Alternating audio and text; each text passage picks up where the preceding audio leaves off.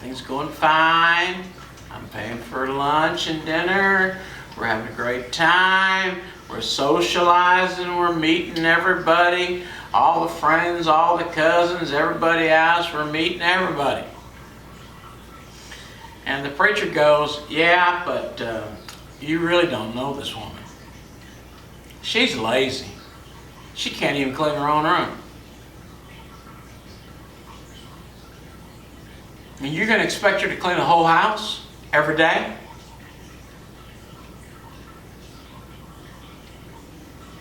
No, I don't think you should marry this guy. He can't even go to work every day. Can't wake him up. I mean, when you get to a certain age, you don't need mommy to wake you up.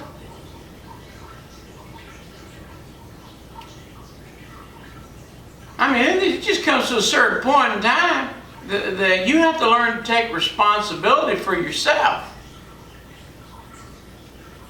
And even though it makes y'all are doing great together, everybody's doing fine. Everybody's, says, hey, y'all make a wonderful couple and all this other stuff. But the only one that doesn't believe it is the preacher. And the preacher goes, I see much hurt. You two get married, there's going to be problems. Lots of problems. And I don't know if you're going to be able to make it. Because most couples nowadays, what they want is they want a romance. They want a I do, which is not a I do. They want a I will until they get me mad enough, and then I don't want to anymore.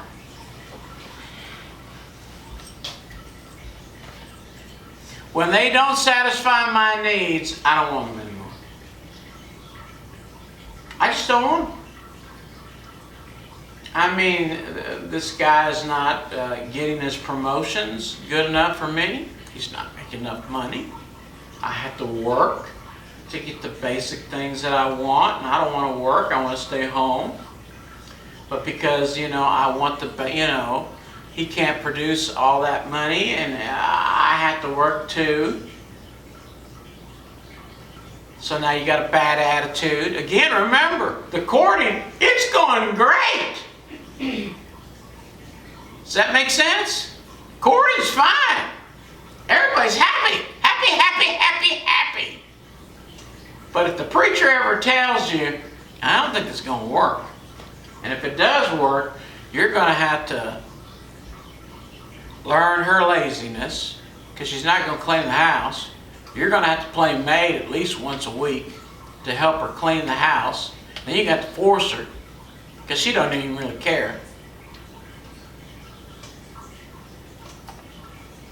If you marry this guy, you're going to have to go out there and help him work, because he's not going to bring enough money home. And so you're going to have to help him. And if that's going to upset you, you better not marry him.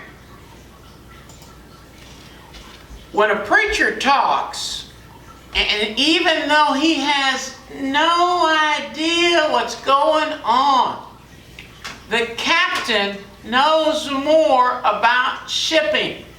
He's been doing it forever. This is his own ship. I'm going to take you to Dallas. This is my car. My car will make it.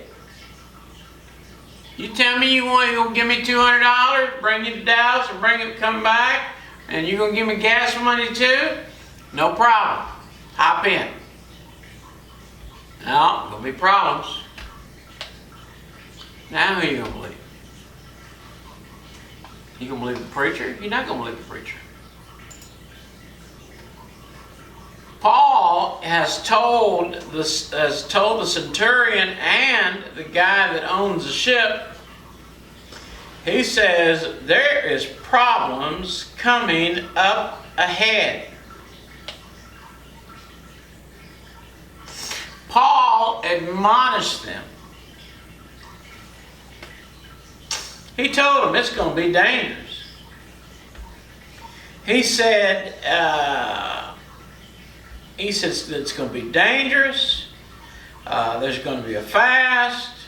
He said, I perceive that this voyage will be in hurt, much damage, not only to the lading of the ship, but also our line. In other words, you're going to lose all the cargo.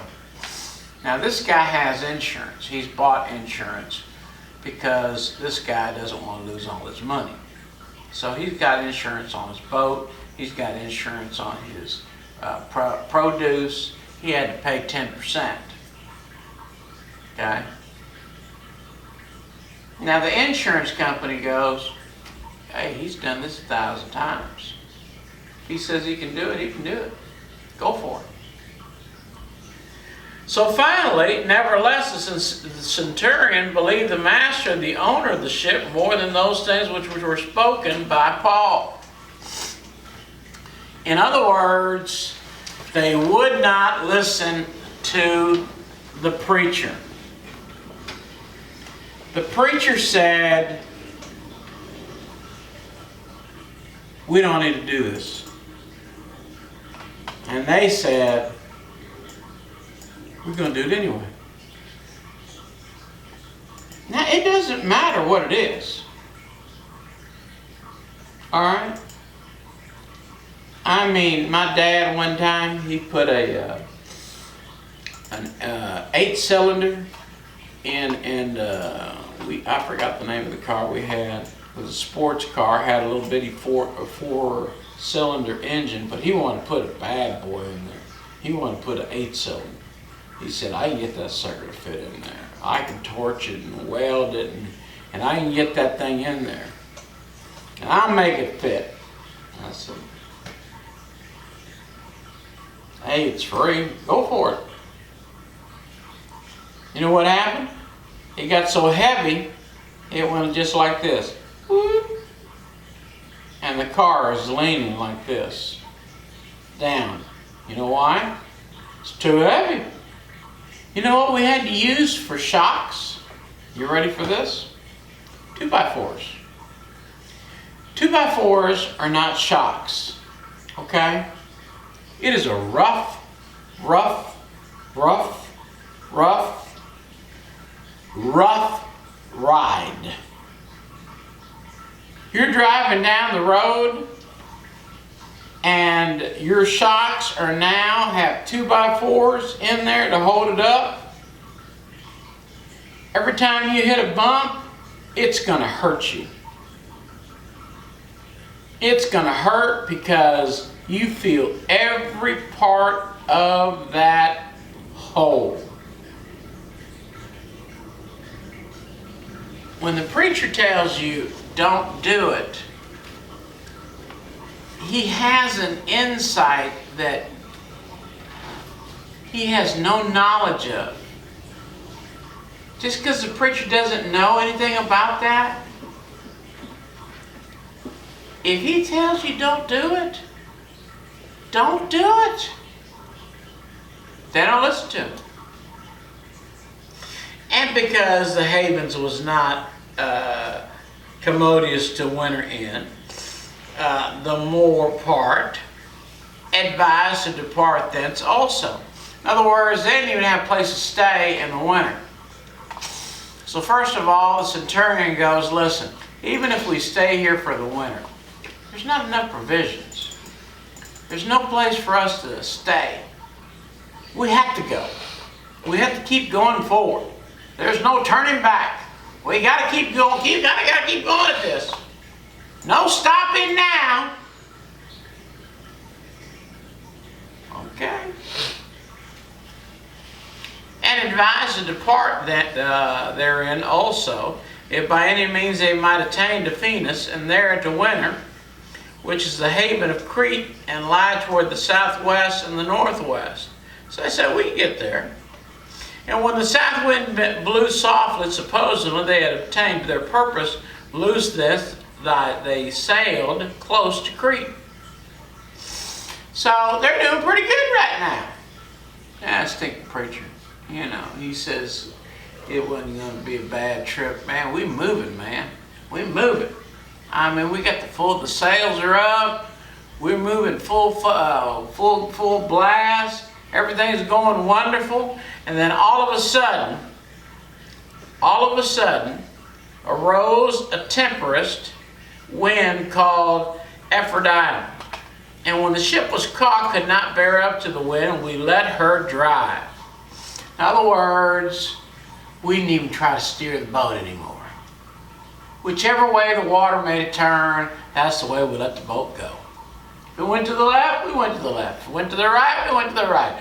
Wherever which way the boat wants to go, just let it go, because we're not going to fight it. That's a pretty bad storm. We're just going to do whatever happens in the storm. And the ship was caught and could not bear in the wind. We let her drive, and running under a certain island was called Claudia. We had much work to come by the boat, which when we had taken up, they used help, undergirded the ships with fearing lest they should fall into the quicksand. Straight sail, and so were driven.